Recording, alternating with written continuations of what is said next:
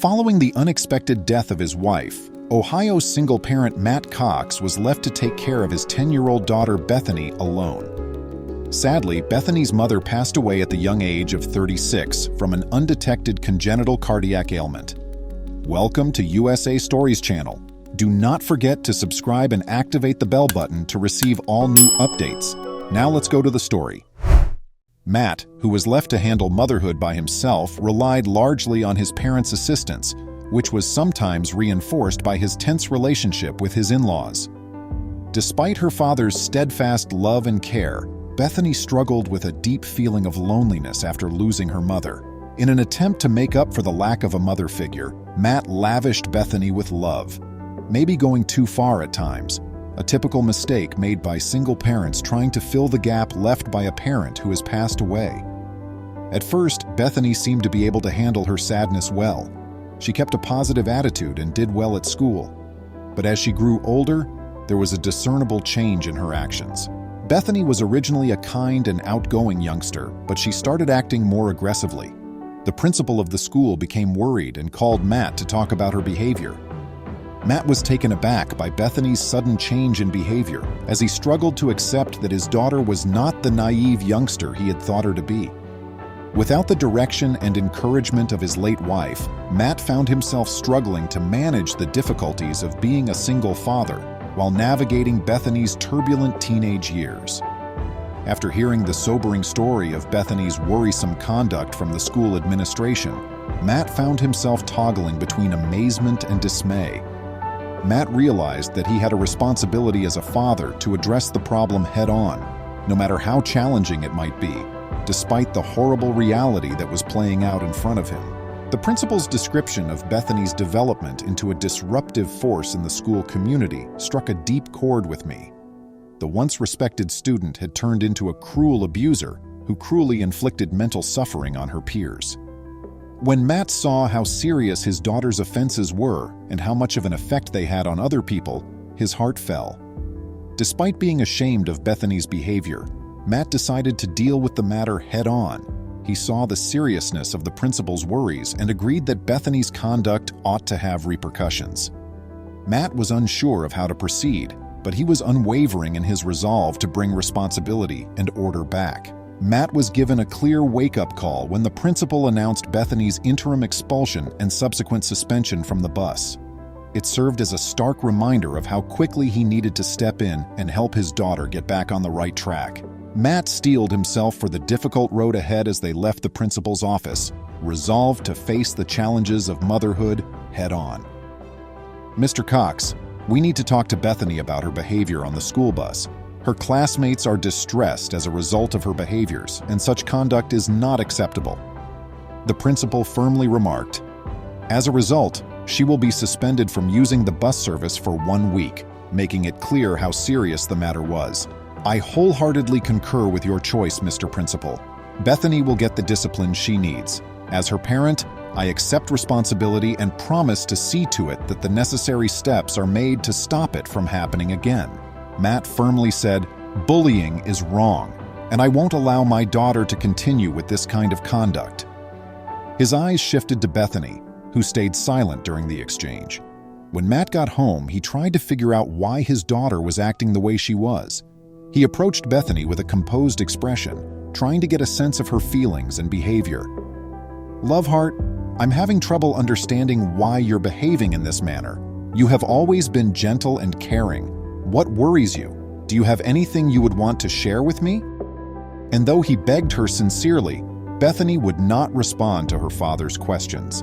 Matt became more and more frustrated, asking her to explain herself and even wondering whether her actions were related to her missing her deceased mother.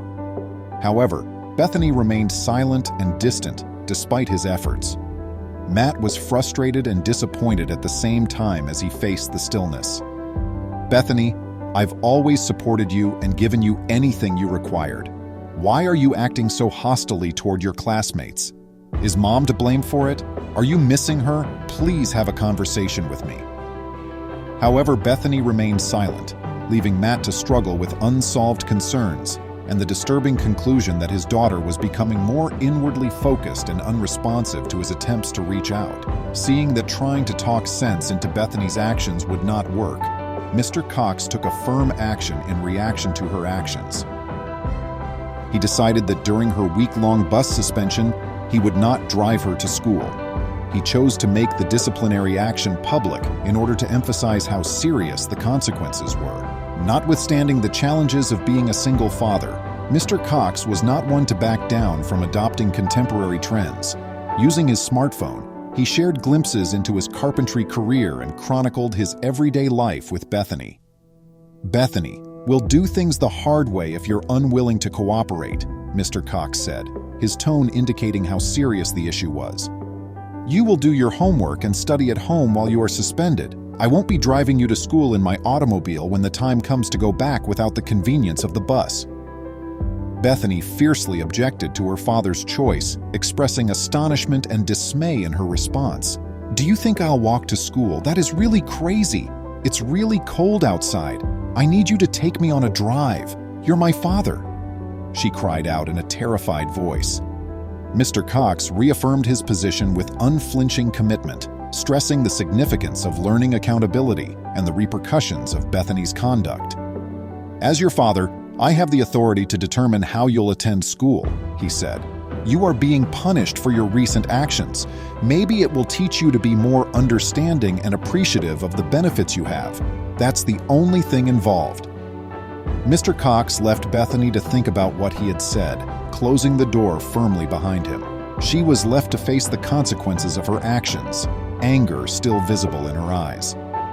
After serving her first week of home confinement, Bethany began the second portion of her sentence for the acts of bullying involving her peers. She showed that she had come to terms with her father's choice when she accepted the consequences and did not argue anymore. Matt, on the other hand, kept his promise and recorded all of the consequences, along with the reasoning and goals that led to the severe penalty. Cox gave a decisive and concise explanation of his reasoning for the penalty.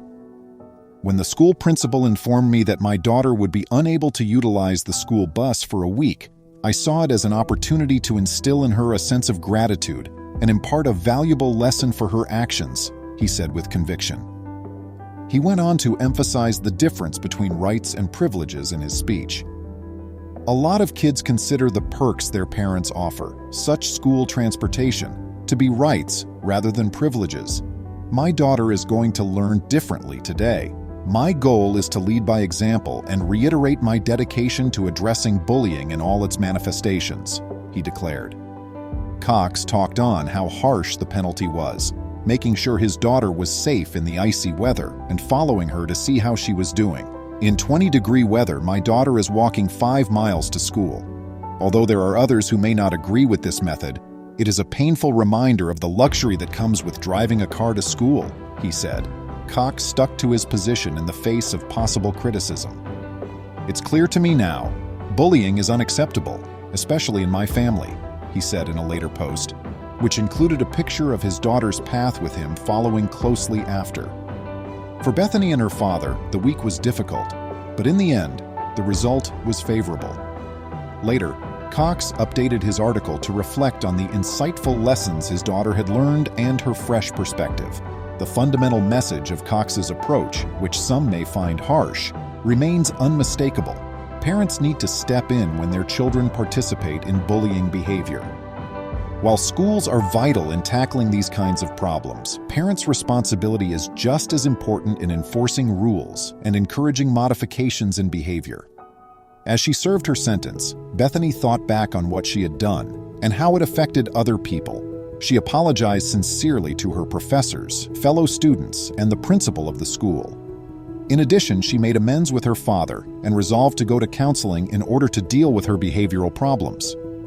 The experience of Bethany serves as a sobering reminder of the widespread bullying that many families must deal with. It emphasizes how important it is for everyone to work together to fight this quiet threat by using strict discipline and education. Please remember to subscribe to our channel, give us a thumbs up, and turn on the notification bell so you won't miss any of our videos. If you enjoyed the tale, the next video that plays on your screen will probably move you too.